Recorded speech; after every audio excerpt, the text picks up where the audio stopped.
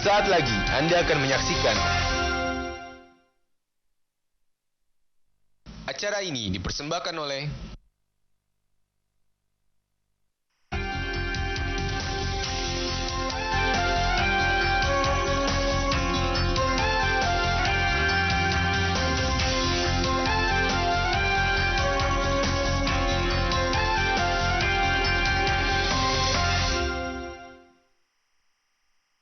Selamat malam. Selamat datang di Property Smart Talk di JAK TV. Saya Roni Wisan. Selama 60 menit akan membimbing acara ini agar menjadi inspirasi dan edukasi dan memberikan informasi kepada pemirsa seputar dunia properti yang sangat dinamis di Indonesia ini. Tamu saya hari ini yang sudah hadir di studio JAK TV ini adalah tamu yang spesial sekali. Beliau adalah Presiden Komisaris dari Polax Habibie International, sebuah developer yang saat ini sedang menggarap sebuah mega project di Batam bernama Meyerstad Batam. Saya perkenalkan Bapak Dr. Ingenieur Ilham Akbar Habibie, MBA. Pak Ilham, selamat datang di Property Smart Talk. Senang berjumpa dengan Bapak hari ini. Sama-sama, ya. Selamat malam. Sehat Pak ya? Alhamdulillah sehat, terima kasih. Pak Ilham, saya langsung aja. Meyerstad Batam. Ini luar biasa. Ada informasinya, sudah di mana-mana banyak yang sudah tahu. Diluncurkan tanggal 30 Januari 2016, mengukir sukses dengan penjual 2 tower pertama habis semua, ruko 100% habis, sold out, dan mall sudah dikonfirm oleh tenan lebih dari 70%. Dan ini di 30 Januari loh, Pak Ilham, di saat properti masih terjadi perlambatan di daya beli, pelemahan di daya beli. Apa kunci suksesnya, Pak Ilham? Ya, saya kira ada beberapa ya. Pertama itu soal dengan timingnya. Baik. Jadi timing itu memang sangat penting. Kita lihat bahwasannya yang efek yang kita lihat di Jakarta itu belum tentu sama di Batam. Betul. Ya, Batam itu satu pasar, satu wilayah dengan karakteristik tersendiri. Itu terutama karena Batam itu memang hidup dengan adanya sinergi dengan tetangganya, yaitu adalah Singapura. Dengan itu ada satu suasana ekonomi yang memang punya karakteristika yang berbeda dengan tempat lain di Indonesia. Kalau kita lihat di masa lampau, Batam itu sering pertumbuhan ekonominya di atas pertumbuhan nasional. Betul. Dan juga Batam itu landasan daripada ekonominya adalah bukan sumber daya alam tapi justru manufacturing. Jadi itu merupakan membentuk karakteristika daripada masyarakat yang memang hidup dan bekerja di Batam. Itu satu. Betul. Kedua, kita juga timingnya harus lihat dari segi kita ini termasuk yang pertama yang menawarkan konsep, atau yang pertama bahkan konsep satu properti yang integrated. Kita menyebut itu sebagai vertical city. Betul. Jadi kita kalau sebuah kota biasanya kan berkembang dia horizontal. Ya? Horizontal. Ya. Kalau kena ruangnya terbatas, ya memang kita harus vertikal. Tapi tetap saja mengacu kepada apa yang kita perlukan sebagai dalam satu kota. Jadi semua fasilitas yang diperlukan ya mulai dari tentu tempat pembelanjaan dan penghunian. Selain dari itu juga ada rumah sakit nanti, terus ada kantor dan lain-lain, ada sekolah. Itu semuanya ada di satu tempat. Nah itu buat Batam, kalau di Jakarta mungkin sudah ada, tapi di Batam belum. Jadi oleh karena itulah kalau dengan dua tren itu kita menemukan tren itu dan kita luncur pada saat yang tepat ya, saya kira itu yang merupakan backbone daripada animo kenapa masyarakat Batam itu begitu senang membeli properti kita. Baik, penjelasan yang luar biasa. Tadi Pak Ilham mengatakan kepada saya bahwa lebih ke arah timing. Memang di Jakarta, terutama di Jakarta dan di Jawa, para developer ya kita di properti mereka mengalami sekali perlambatan di daya beli ini. Bahkan di kuartal pertama tahun 2016 ini terjadi penurunan yang double digit dibandingkan tahun lalu 2015 di nasional penjualan nasional developer. Namun di Batam menunjukkan tren yang berbeda sekali. Nah, pertanyaan saya sekarang begini Pak Ilham. Kita tahu Batam adalah penduduknya sekitar 1 juta saat ini. Kalau kita lihat di sana secara kasat mata tanah masih banyak. Nah, seharusnya kalau tanah masih banyak begitu, perumahan yang bertipe horizontal masih memungkinkan untuk diserap dengan pasar. Nah, pada saat Meyerstad masuk dengan menawarkan penghunian vertikal yang begitu banyak unit di sana, Apakah menurut Pak Ilham, masyarakat Batam siap dengan hunian vertikal sebanyak itu? Ya, saya kira kalau kita harus lihat itu dengan ada dua aspek di sini. Pertama, apakah masyarakat Batam itu membeli properti untuk dirinya, atau dia beli itu untuk investasi. Ya. Jadi kalau dia beli untuk investasi, tentu dia mencari siapa yang akan menggunakannya atau kepada siapa dia bisa menjualnya. Nah, disitulah sekali lagi kita harus lihat lokasi daripada Meisterstad itu. Lokasi itu adalah di tengah dalam Batam Center. Batam Center adalah boleh dikatakan pusat pemerintahan di Batam, dan sekarang lagi berkembang dengan pesat, juga ada pusat komersialnya. Tapi memang masih dalam pengembangan ya. Tapi ke depan sudah kelihatan bahwasanya pusat kota itu akan di Batam itu memang akan sudah di Batam Center. Selain dari itu ada satu ferry terminal yang sangat berdekatan pada lokasi Meisterstad. Jadi kalau kita bayangkan seandainya ada orang-orang dari Singapura yang mau menyewa properti di dalam kompleks Meisterstad itu dengan sangat mudah itu dimungkinkan. Dan kita juga sama-sama ketahui bahwasanya Singapura ini adalah dicap sebagai kota yang termahal di dunia ya, di atas Tokyo, di atas Oslo, di atas Zurich dan Moskow. Itu memang sangat mengherankan, sangat mengejutkan, tapi itu kenyataannya. Dan saya kira tren itu berlanjut. Jadi banyak orang yang bekerja di Singapura, mereka memang kalau mereka mencari satu tempat tinggal yang masih terjangkau, maka mereka seringkali pilih Batam. Dan tren itu kayaknya ke depan itu akan berlanjut. Nah, itu mungkin pemikiran bagi orang-orang yang membeli properti atau apartemen di kompleks Meisterstad bukan untuk penggunaan dirinya, tapi lebih sebagai investasi. Jadi dia mencari tenannya, siapa yang mau tinggal di situ. Itu mungkin satu ya. Yang kedua, memang kita saat ini kalau kita lihat struktur daripada penjualan di Meisterstad ini memang kebanyakan orang Batam. Kita sesungguhnya belum menjual kepada orang Jakarta. Belum disentuh ya pasar lainnya. Disentuh sudah, tapi mayoritasnya belum. Belum. Betul. Jadi masih mayoritas itu. Dan apalagi banyak orang yang sudah bertanya kepada saya, Pak Ilham itu gimana? Apa orang Singapura sudah mulai beli? Maaf.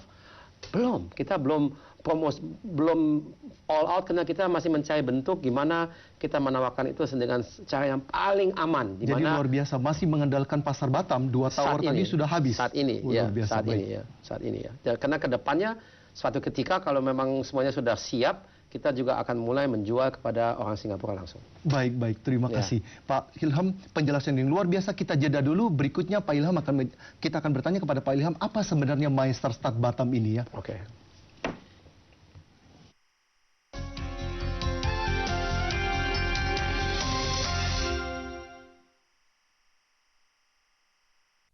Acara ini dipersembahkan oleh Welcome to Meisterstad. Envisioned by the Republic of Indonesia's third president, Dr. Eng Bakhrudin Yusuf Habibie, the Meisterstad is an integrated landmark development designed to realize quality living and working lifestyle at the heart of Batam City. Bearing efficient corporate offices, landscape communal spaces, premier apartments and hotel, boutique shop houses, a mega retail mall, and a world-class medical facility, the Meisterstad will anchor the Batam status as one of the region's leading free trade city centers. Just a 5-minute drive from Batam Center Ferry Terminal and within minutes from Hang Nadim International Airport and Nagoya District, the Meisterstad's ideal position gives it unmatched proximity as the lifestyle catalyst of the city. The Meisterstad Batam, launching now. For more information, please visit our website at meisterstad.co. Cika, cemilannya ya sayang? Iya, Ma. Semoga gak kehabisan. Iya, silakan. Ya, ya. Ambil lagi ya. Ya. Ya. Ini udah buat aku mana? Wafer stick Coco berisi coklat lezat, gurih renyah, tak digigit. Jangan khawatir, ini Tante bawain Coco. Wafer stick Coco, cocok buat kita semua. Kemilau Ramadan bersama JAK TV. Ya pemirsa, Anda masih bersama kami di Pro Kontra, Menanggapi isu-isu kontroversial yang terjadi di masyarakat. orang yang tidak menganggap penting Indonesia punya reklamasi. Perbedaan pendapat tidak dapat dihindari. Karena seluas itu status hak milik yang digunakan untuk PT atau rumah sakit itu di mana nggak ada di Jakarta. Di Desember itu masih 63% mengatakan kemiskinan masih cukup tinggi. Dan sekarang sudah turun. 55%. Pro kontra. Kemilau Ramadan bersama Jak TV. Selamat malam pemirsa, apa kabar Anda? Senang sekali Anda masih bersama kami di Opini Publik. Beredar opini-opini masyarakat akibat isu-isu yang sedang terjadi. Metro Mini ini tidak lagi selamanya image yang buruk-buruk itu masih tetap kita pertahankan. Diulas bersama para narasumber yang berkompeten. Kan bahwa politik itu justru yang menjadi pemersatu kita. Politik itu cukup akrab sih buat saya. Opini Publik. Acara ini dipersembahkan oleh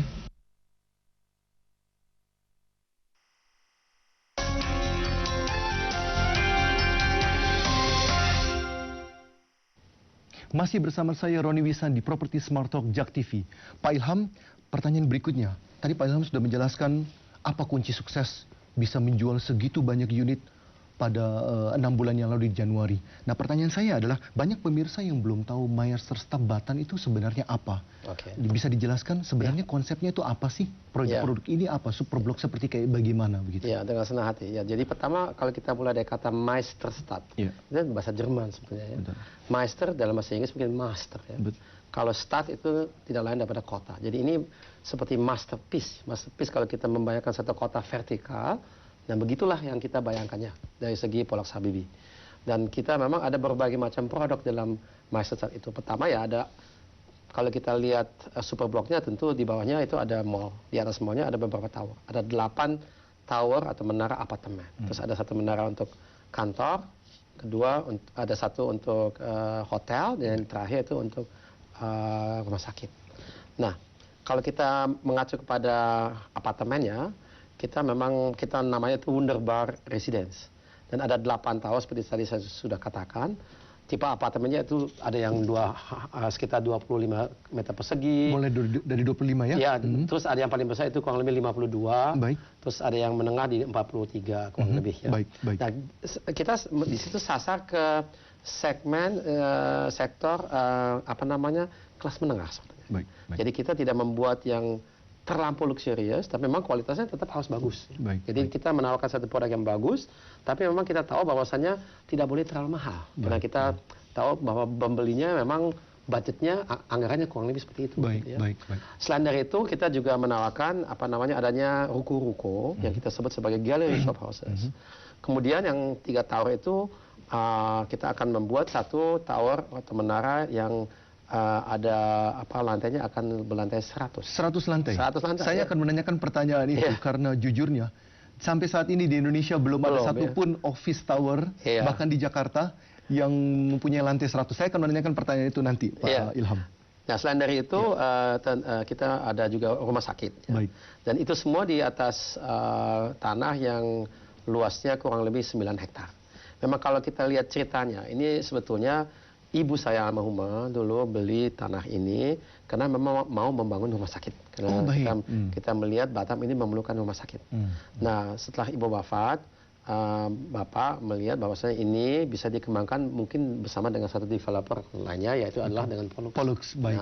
Baik. Tapi jadi karena untuk satu rumah sakit itu memang kalau dia berdiri sendiri mencari kelayakan secara komersialnya sulit. Betul. Ya. Jadi kita dikombinasikan dengan berbagai produk tersebut.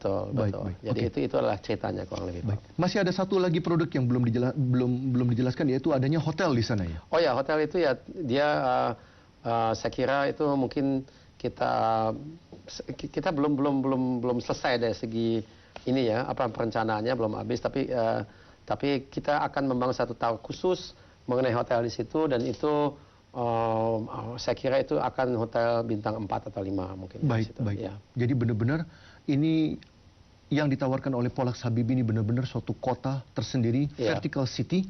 Jadi di Batam yang menggabungkan berbagai produk tersebut untuk kualitas hidup ya. Betul sekali. Nah, pertanyaan saya berikutnya begini, Pak Ilham, banyak sekali orang tahu Anda adalah lulusan dari teknologi University of Munich. Anda mempunyai gelar di bidang aeronautical. Anda menghabiskan cukup lama tinggal di sana. Iya. Dan kental sekali budaya Jerman di keluarga Habibie, mulai dari orang tua sampai dengan Anda ya sekarang gini. Dengan mempunyai pendidikan Jerman terkenal dengan disiplinnya dan budayanya yang unik tersebut. Bagaimana Anda menerapkan filosofi pendidikan Anda dan budaya Jerman selama tinggal di sana di pembangunan proyek ini? Ya, pertanyaan sangat bagus. Saya kira tadi saya sebut